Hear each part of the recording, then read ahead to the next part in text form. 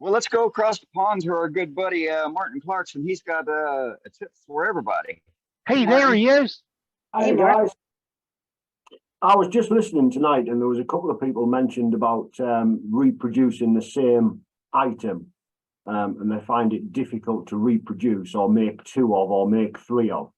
I just wanted to show you, if you take a standard shape, your spindle shape that most of you will turn, whether it be a goblet, it effectively comes out of a spindle shape. So when you've got a spindle shape, it may look complicated, but if you start breaking it down and make it less complicated, I just did you a tiny diagram here.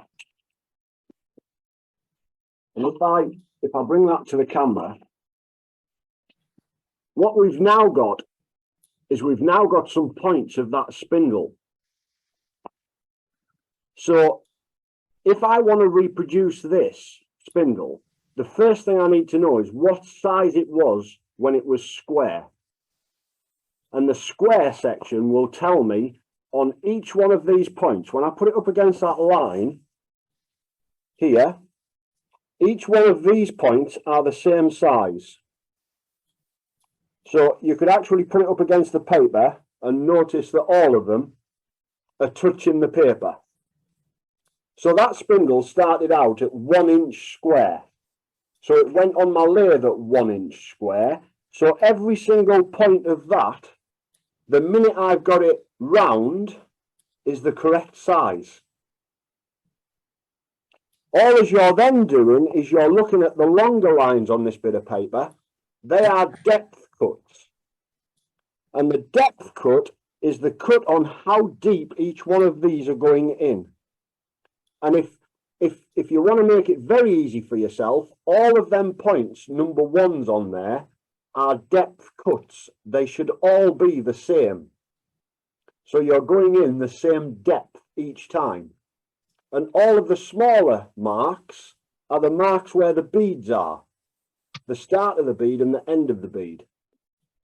So what I do is I pretty much mark these marks on my tool rest if I'm only making one or two. And if I'm not making one or two, if I'm making 50 or 60 of them, I get a piece of wood and I bash small panel pins into each of these sections, each of these marks.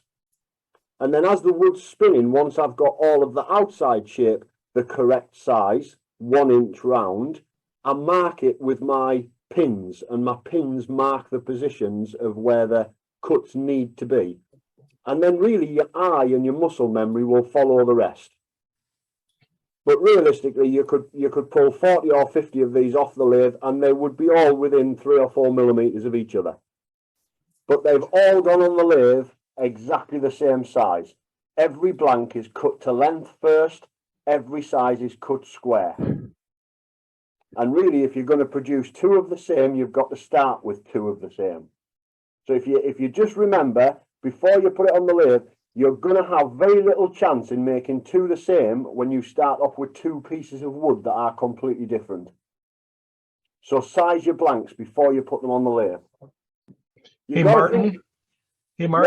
what tool are you using to make your depth cuts with? Parting tool, thin parting tool. Thank you.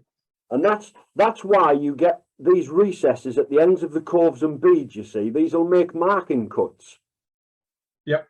You can use your parting tool to go right into the center, you know, to give you depth and then come round the curves. But I don't. I go in with a parting tool just on a depth cut and then in with a gouge.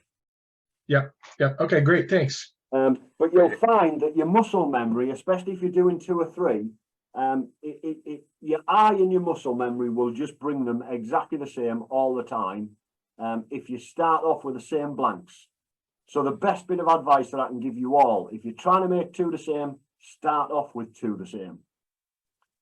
It's very difficult if you've got a 3-inch piece of wood and a 2-inch piece of wood and you want to make something that's 1.5 inches round. It's really difficult to do. You are better off starting off, if you want it 1.5 inches round, start off with 1.5 inches blank. Good Thank you, info, Martin. Good tips.